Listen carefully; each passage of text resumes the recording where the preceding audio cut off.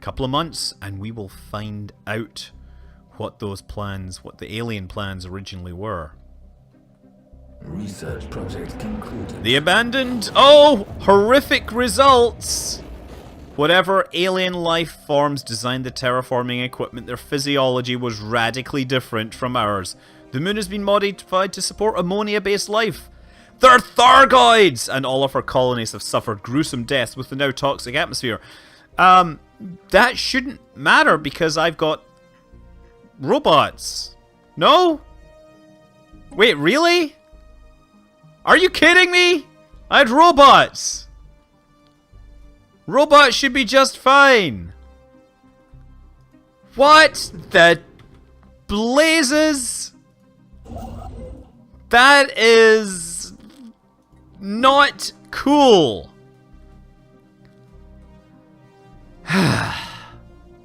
I'm sorry, robots. You gave the ultimate sacrifice, but you're robots, so you really just got disassembled. Okay, let's go and research the space amoeba. What the devil? I don't get that. Makes no sense at all. Oh yeah, where does this... Diorum. And again, it's inside somebody else's space. Oh, that's the artisan troop there. Hey, I should talk to the artisan troop and say, hey, I could use some more unity, right? Talk. We wish to become your patron, right? What do they do? It's a deal. What I do is I get to spend 2,000 credits and I get more unity. It's a deal. Oh, man. Another setback. It just seems like drama after drama after drama. Nothing goes my way. Like, I'm sure if I had been one of these people that read all the details, all the sneaky information or whatnot, I might have been able to exploit that for good, but instead, nope. Research project concluded. The space amoebas. The name has stuck as their pronunciation of the proper xenotaxonomic denominator is too unwieldy for the average viewer. They are solitary animals. When left to their own devices, all but the youngest specimens are accompanied by the quasi-independent flagella, organisms spawned by the amoeba and programmed through liquid RNA-laced secretions to do the bidding of the host. These flagella are capable of manipulating and even attacking objects in an impressive yet restricted range around the host, periodically returning to lodge inside the host amoeba's body for reprogramming. There are potential military applications, so I could retrieve... Oh, regenerative hull tissue is one thing I could get, or I could get flagellating movement. That increases my evasion overall. Evasion does tend to help quite a bit, but also getting skills of regenerative hull tissue. I'm going to do that. I mean, surely I can learn both. Maybe I have to go in and kill this amoeba somewhere. Oh, what does it say? The Great Whetstone. An extended period of unrelenting border skirmishes with the Sathori Void Riders has hardened our serving naval crews. Their abilities have been tempered in battle, and our forces have adopted several complex Sathori combat maneuvers that will give them an edge in future conflicts. Marauder Whetstone added for 120 months, giving the following effects. Fire rate 10%. So, yeah, I'm getting all these little military bonuses. But, yeah, there's no way I can invade these guys just yet. I think I'm just going to wait for these guys to turn around and say no. We no longer see any... Oh, the Commonwealth of Man have let me in! Have let me in. You are going to go there. Travel to Dangar. Right, that's all the way over there. And then we'll need to figure out what way we go from there. That's great. You see? Being nice paid off. Discovered. And I now have speculative hyperlane breaching, which means I should be able to send science ships off in ways that they shouldn't be able to go normally. That's good, good, good. Oh, Black Hole Observatory. Good skill to have. Planetary shield generator, disruptors. Are these energy weapons? I think I'm taking X-ray lasers. We're just gonna, like, go for the stronger and stronger lasers. Okay, so now, good question is, if I don't have jump drive, what is the subspace thing? How does this work? War has broken out. Oh, the Visvisanda eradicators. Maybe I should take this opportunity to jump in the back door. Oh, they've got an L-gate in their territory. Still don't know what's there.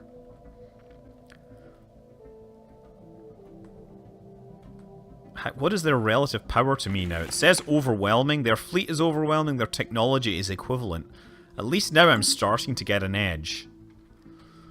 And you know what? I will have the ability to build bigger and bigger fleets soon. But I just know that the best way is to get into a defensive battle. And maybe for that reason, I should, like, insult these guys. Maybe I should, like, encourage it. And then, because I've fought these guys before. Why'd you cover yourself in strange textiles? Are you hiding something? Or are you simply ashamed of your unfortunate appearance? There. Gonna decrease their opinion of us. Understanding that they will want to invade. Oh man, I lost my chance to build an alien zoo. Because I destroyed the world. Became an ammonia hellscape. Okay, now.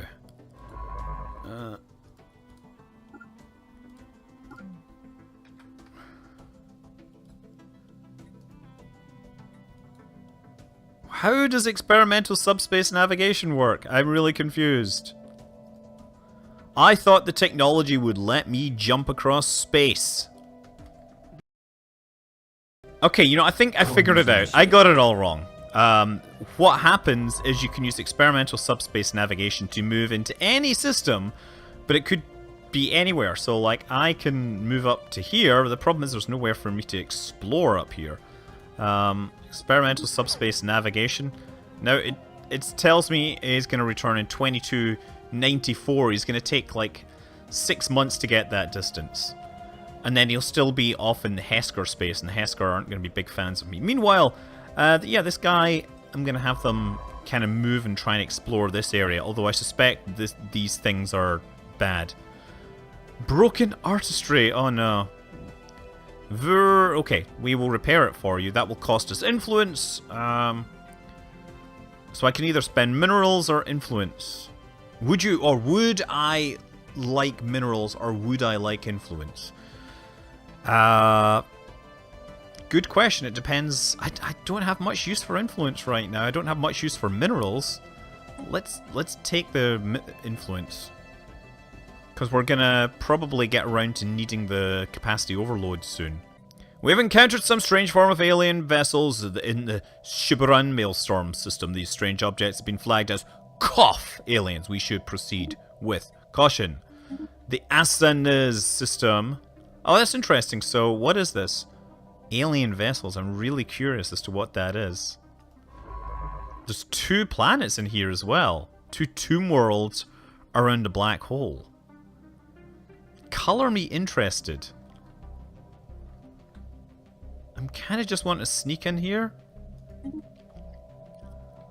Because I don't know what kind of thing to see in here. Maybe I should research the aliens first, actually. Let's investigate the cough aliens before I send my probes in there. Because we all know how this turns out. A peculiar cluster of debris and space dust has yielded us. It is a particulate cloud bustling with a powerful charge of unknown origin, has no business exhibiting simple reflexive actions, let alone movement with purpose, and yet it does. These are the void clouds. Situation log updated. That's good because we can actually research void clouds, and it will take physics research, and it will give us stuff. But what am I doing right now? X-ray lasers? No, we're going to take the void clouds. How long is it going to take? 2295. I think this subspace navigation may almost be faster than this. Meanwhile, these guys are moving here. The Gindor black hole, and then maybe we can investigate this stuff. Because there's stuff to be explored in here. This is where I want to be. I want to be exploring and finding out new things. Boldly going where no Vur has gone before. Okay, Gindor black hole. And I actually want to now survey this system. Survey system, great. So now we're actually in the exploring business again. We have managed to escape. Meanwhile, our cloud study research is ongoing. What's going to happen here? Research project concluded. The void clouds are among the oldest entities in the universe, and we've heard all this before. The void clouds we can either damage void clouds or we can learn about physics, which is of course my bestest option. So now if I have a physics lab on a surface, I will get an extra 10% physicsness. And you are exploring. Oh man, makes me feel so good again, makes me feel independent. The dubious abyss. Unfortunately, I suspect that, you know, claiming these tiles is going to take utterly ridiculous amounts of... Actually, that's not so bad. Like 600, because I guess we're relatively close, but it's such a small slice of space, I'm not sure it's worth getting into that just yet. We've got some Reavers, we've got the Commonwealth of Man. We're not really going to be my best buddies, but they are going to appreciate authoritarian. The Vivisandia Eradicators. Hey, I can taste your stink, vile beasts. Yes, you can. But you can't fight me.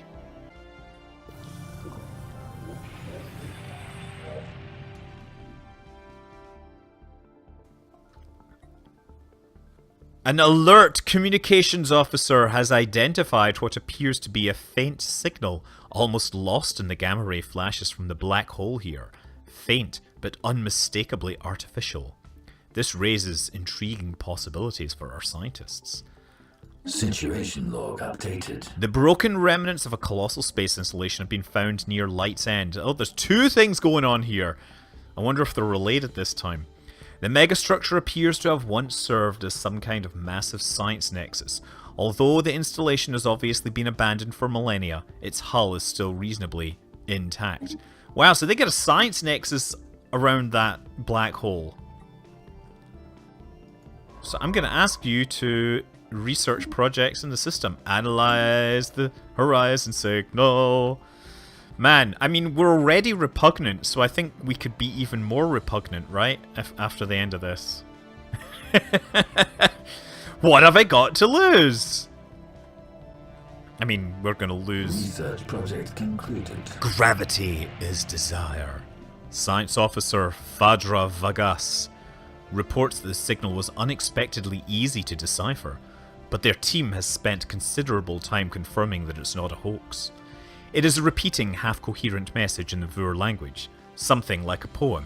It repeats the phrase, gravity is desire, and time is sight. It encodes coordinates near the black hole, and it ends with a dedication, by name, to the science officer, who adds dispassionately that they have confirmed that the signal has been radiating into interstellar space since before their birth. In fact, the signal may predate our civilization. Fascinating! Let's send the vessel to those coordinates. Situation log updated. As the MSS Jaltuk approaches the coordinates specified by the signal, it begins to report spatial distortions and curious lensing effects, a rich stream of valuable data. Then the transmission becomes distorted. What happens next is analysed exhaustively. The excitement in Science Officer Fadra Vagas's voice tautens to fear as the ship hull struggles under increasingly exotic conditions. The ship triggers a mass distress call. Fadra Vagas cries out, "The worm!" Or perhaps, "The worm!" And then, all transmissions end. No trace of the MSS Jaltuk is ever found. No further transmissions, no debris in the space at those coordinates is innocuous and utterly free from distortions. But the data they send back has advanced our physics research dramatically. Perhaps it was worth their lives. We learn and we go on. Well, that's nice. Ooh. God, I got the cool goosebumps thing going on. Oh, these guys are being raided. I hadn't even noticed that. Hey guys, you know, do you want to help us? Do you want me to help you? Good thing they never decided to raid me. Through hard work, scientist Konpok has developed new skills. Okay, good for you. Actually, this does mean that we should probably get another scientist, because the scientist has gone missing. Fulaz Prime, hey, upgrade that. Spaceport, site ship. We got a couple of these. Yeah, it's a shame we just have that toxic world. Man, this is more volcanic than Hawaii right now. Also, research assistant more. New technology discovered. Star Fortress, Star Fortress. Oh, Garanthium mining, that will give me armor. Mineral processing plant. It's not like we don't have enough minerals. I think I want to get Garanthium because that will very quickly let me get that big bonus. But now that we have stuff here, I can upgrade my spaceports, right? And I'm wondering, I should probably start with the ones that sit on the borders, right? Oh, that feels so much better. Are we going to research? Yes, we're going to increase... yes, 2,000. Man, we're kind of spending a lot of energy right now. What are our situation logs? The worm in waiting signals something has reached out to us from a place in time and space or shrunk to a knot.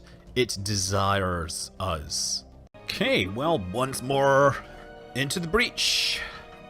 Which, I mean, really, once more into the tiny collar of the solar system. Okay, and the Zrakon Trade Union are fighting the other people. Oh, the black hole in Light's End is active again.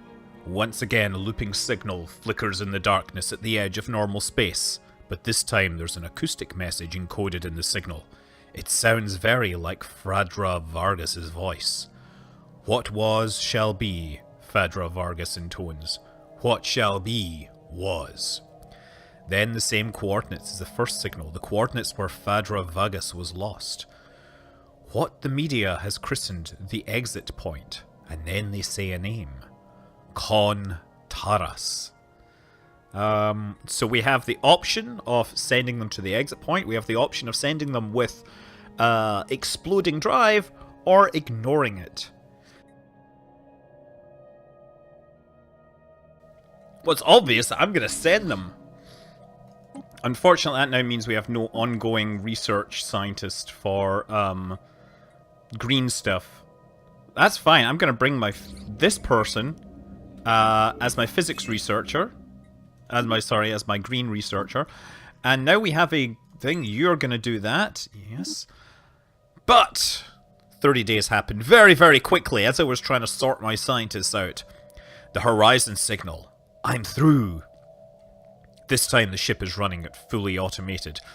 Con Taras is the only crew member aboard. As it approaches the exit point, the telemetry stream fills up with fascinating data. Once again, space flexes. Gravity uncoils. Con Taras reads the headline data, echoing the telemetry. They are commendably calm. We've sent a professional. It takes a little while for anyone to realise that something is peculiar about the timing. Con Taras is no longer echoing the data, they're predicting it. The telemetry disagreed, but only for a few seconds until it catches up. The monitoring team is just reporting the prediction interval is increasing, when Con Taras says, wonderingly, I'm through. It's dark, they add. That's not a problem. We can live in the dark. I never thought of that. But of course we can live here, forever. If the worm will only wait. At that moment, the signal cuts out, and the ship disappears from our team's sensors. This is horrible. This is regrettable. This is fascinating. Of course it's fascinating. We're like so into this.